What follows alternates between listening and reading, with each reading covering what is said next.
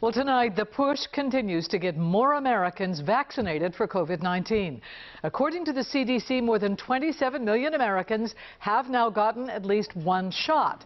This comes as Maryland reports 1,500 new cases of the virus today and 31 more deaths.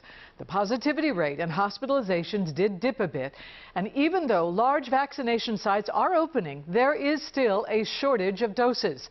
WJZ investigator Mike Helgren is live at the Zeta Center, a testing site in Park Heights, with those concerns. Mike?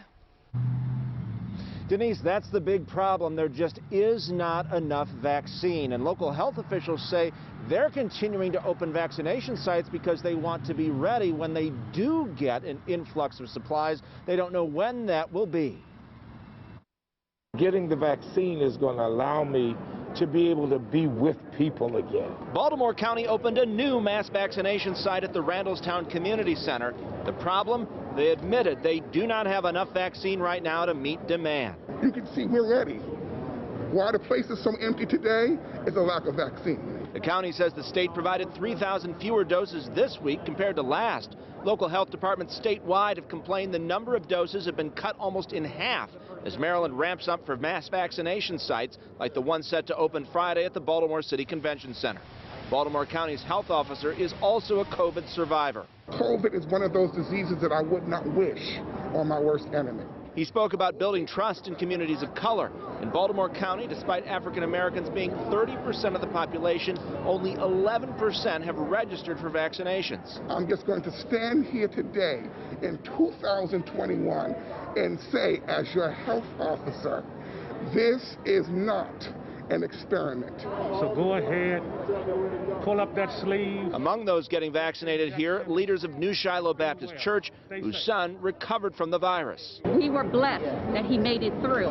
It is a very vicious virus, so since the vaccine came out, I did not hesitate. In Baltimore City, the health department is so short on vaccines, it's not taking any more first dose appointments this month. We will be holding a hearing to find out where those vaccines have gone. And Councilman Schleifer was also upset because the testing center here, the Zeta Center, was closed due to bad weather. But he says it's one of the sunniest and best weather days we have had. The health department says it was just too icy to open. The councilman says that's unacceptable. Reporting live in Park Heights, Mike Helgren, WJZ. Thank you, Michael. Researchers in the UK are kicking off a study aimed at determining whether different COVID-19 vaccines that require 2 doses can be mixed and matched. British officials say if they can, it might help ease vaccine shortages. Well, it's back to the classroom for students in Anne Arundel County. Elementary students will return in a hybrid format beginning on March 1st, with students in all grades back by March 22nd. Now, the plan is to have one group of students attending class in person either on Monday and Tuesday or Thursday and Friday. All learning would be virtual on Wednesday, when schools would then undergo a thorough cleaning.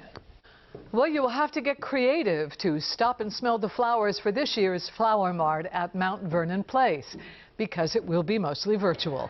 Flower Mart 2020 had to be canceled because of the pandemic, but this year, planning for Baltimore's oldest continuous free public festival began in the fall to make sure that the event could happen in some form.